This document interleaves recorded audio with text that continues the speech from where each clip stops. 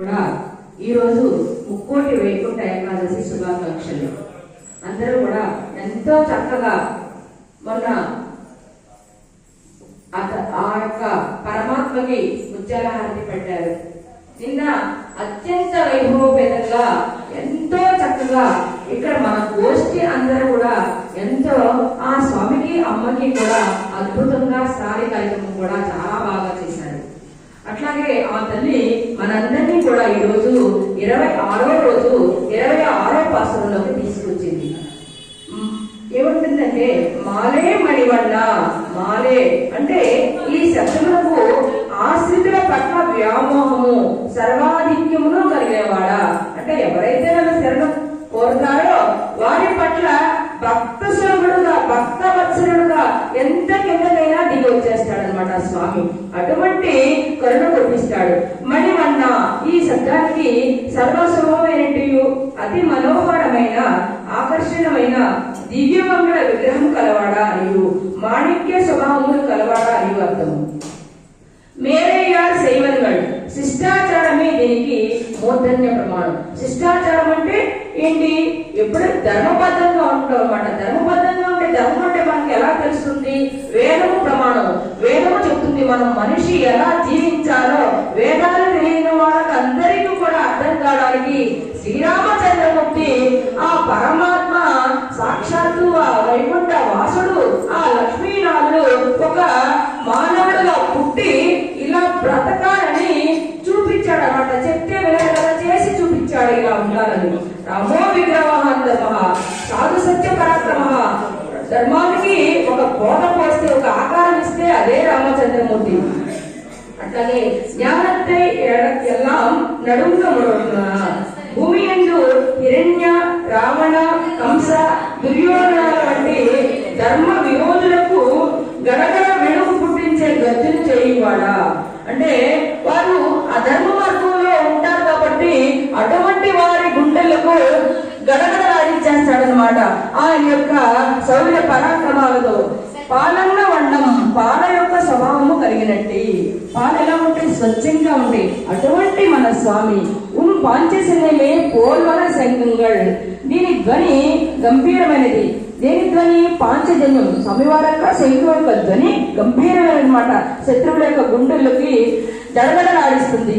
అలాగే శిష్యుల్ని మంచి వారిని రక్షిస్తుంది, జ్ఞానాన్ని ఇస్తుంది. శంకు జ్ఞానానికి ప్రతీక అనమాట.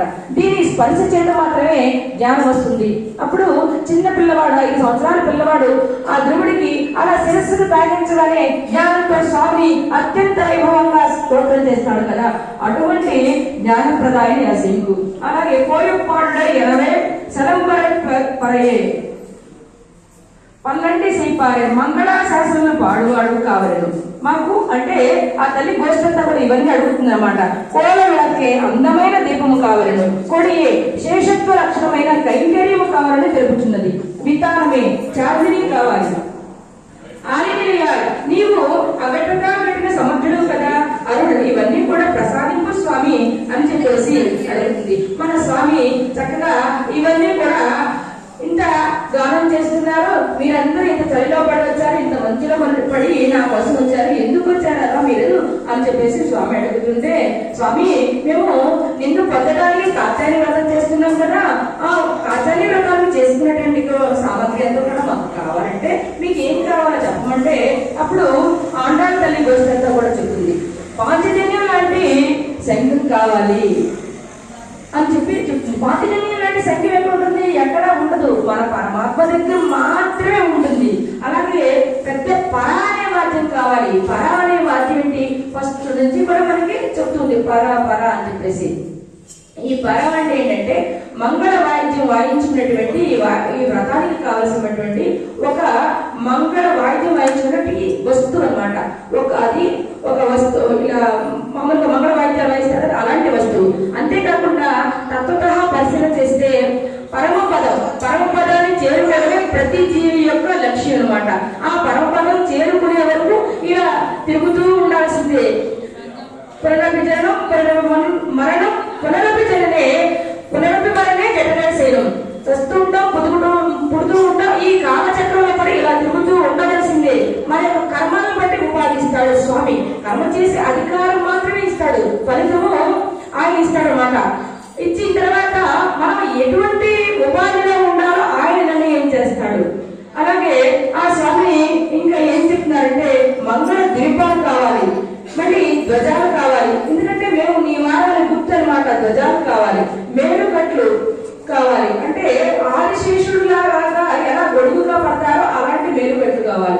వటపత్రశాయి అంటే మర్యాద మీద పవడిస్తాడంట. అలాగే ఈ ప్రళయంలో అనంతరం స్వామి మర్యాద మీద పవడిస్తాడంట. అటువంటి స్వామి నువ్వు ఇంద్రనీలం అంటే కాంతి బడులతో ప్రకాశించే పరంధామ